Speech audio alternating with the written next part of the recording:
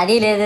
పైగా నా విగ్రహాన్ని కొనడానికి పెళ్లి సంబంధాల్లో పిల్లని చూడడానికి వెళ్ళినట్టు పలోమను 10 మంది వెళ్తారు. అందులో ఒకడికి ఆ బొమ్మ నచ్చిందని, ఇంకోటికి ఈ బొమ్మ నచ్చిందని. నా కర్మ ఏంటంటే అక్కడ ఉన్నవన్నీ నా బొమ్మలే. మళ్ళీ తీరా 10 మందికి ఒక బొమ్మ నచ్చాక అమ్మేటోడు అలుసుగా తీసుకొని 10,000 15,000 అని బాంబు పేలుస్తాడు. ఎందుకురా బాబు ఇంత రేట్ అంటే కలకత్తా నుంచి తెప్పించాం అంటాడు. నాకు అర్థం కానిది ఏంటంటే ఎక్కడైతే నేను కలకత్తా నుంచి అయితే నాకన్నా మొనగాడు వస్తాడా, అక్కడ కూడా నేనే కదా. ఇలా నన్ను బజార్లో పెట్టి బేరం ఆడి నా మొహానికి ముసుగేసి వ్యాన్ ఎక్కిస్తారు. ఆ వ్యాన్ డ్రైవర్ గాడు నేనున్నానని కూడా చూడకుండా ఏదో ఆలోచించుకుంటూ డ్రైవ్ చేస్తా గతకల్లో గబ్బి గుబ్బి అని తించేసి నా కాల్లో చెయ్యి ఇరగొట్టేస్తాడు. ఈ విషయం చందాలు ఇచ్చిన చిన్నోళ్ళకి తెలిస్తే మళ్ళీ ఇరిగిపోయిన బొమ్మ పెట్టకూడదని ఏ బొమ్మ రాసి కవర్ చేసేస్తాడు. సరేలే జరిగిందేదో జరిగింది, నా భక్తులే కదా కూల్ బ్రో అని చిల్లయ్యే లోపు నన్ను పందిర్లో పెట్టి ముసుగు తీసి నాకన్నా పొడుగున్నే సౌండ్ బాక్సులు 2 నా చెవులు పక్కన పెట్టి డీజే గణేష్ బ్రో అని చెప్పి నా పాటలను కూనీ చేస్తారు. సరేలే పిల్లలు కదా ఇప్పుడు కాకపోతే ఎప్పుడు ఎంజాయ్ చేస్తారు, కాసేపట్లో పూజ స్టార్ట్ చేస్తారని వెయిట్ చేస్తా ఉంటే ఆ 5 రూపాయల వ్రతకల్పన బుక్ చూస్తే